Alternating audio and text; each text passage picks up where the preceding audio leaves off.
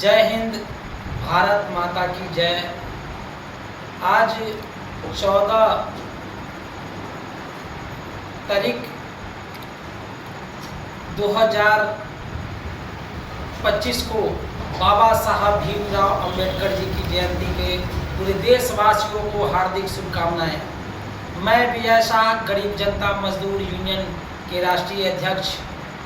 बाबा साहब भीमराव अंबेडकर जी की जयंती आज 135वां साल जयंती है और पूरे देशवासियों को मैं हार्दिक शुभकामनाएं देना चाहूँगा और कहना चाहूँगा कि बाबा साहब भीमराव अंबेडकर जी के बनाए हुए संविधानों पे चलना चाहिए लोगों को। लेकिन आज बाबा साहब भीमराव अंबेडकर जी की जो संविधान बना हुआ है उस विचारधारा को लोग मानते नहीं हैं। उन सभी को मैं कहना चाहूँगा, जो जितने भी लीडर हैं भारत में, बाबा साहब के मूर्ति पे तो उन्होंने फूल माला सिर्फ चढ़ा करके लोगों को दिखावा करते हैं, लेकिन उनके बताए हुए रास्ते पे नहीं चलते हैं। तो मैं चाहूँगा पूरे देशवासियों को कि जाति धर्म से उठ करके बाबा साहब भीमराव अंबेडकर जी के बनाए हुए संविधान के ऊपर चले।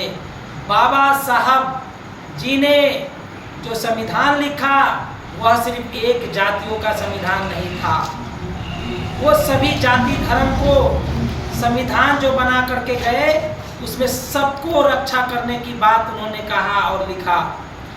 बाबा साहब ने कहा कि पढ़ो लिखो और संघर्ष करो और आगे बढ़ो, लेकिन कुछ पूंजीपति लोग हैं जो इस भारत को अपने मुट्ठी में कर रखे हैं और मुट्ठी में करके देश को गुमराह करके अपना झंडा बुलंद करके और जो गरीब मजदूर साथी है उनको सिर्फ यूज करते हैं जब बाबा साहब भीमराव अंबेडकर जी की जयंती आता है तो।